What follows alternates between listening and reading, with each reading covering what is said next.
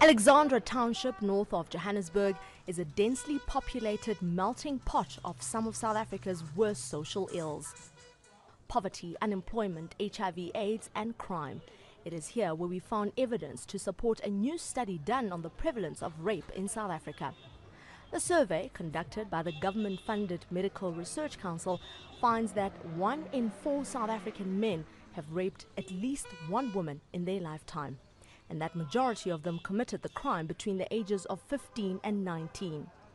These young men, aged 28 to 30, openly admit that they are rapists. And what made you do it?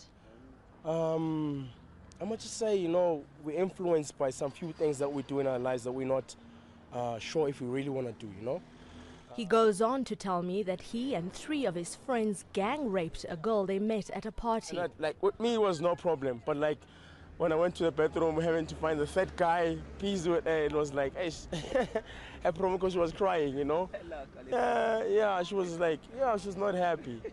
How did you feel as a human being doing this to another human being, knowing that she's in pain, she's crying, she wants to get out of the situation? How did that make you feel? Well, I think it's situations we come through in life, You didn't see it as wrong? Nope. Yeah, okay. I would tell myself that there is nothing I want in life that I cannot get, even beautiful women. These men have all spent time in jail but have never been convicted of rape. And that is one of the main problems, says Zwelithini Sono. He's a former defense attorney who has represented countless rape suspects.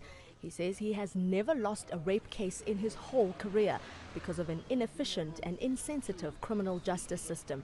Sono stopped practicing criminal law after a rape suspect he had helped get acquitted admitted to having committed the crime to a friend. And that for me was a breaking point. It said you're being part of a system that is perpetrating violence against women. Sono now provides legal assistance to rape victims and counsels young men about the seriousness of violence against women.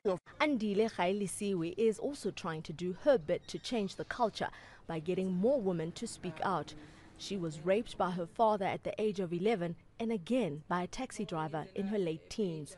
It's usually somebody that an uncle, a neighbor, and therefore family would rather say, but what are people going to say if we now turn around and say uncle so-and-so did it? Let's rather, we shut up about it, and other families will go, especially in rural areas, will go, as far as saying the accused's family or the actual accused pays some kind of damage to this family.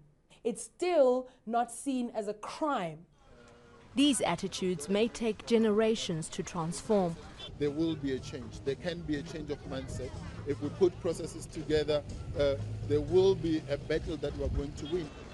Until that time comes, South African women and children remain among the most vulnerable in the world to sexual violence. Ngepine Mabuse, CNN, Johannesburg.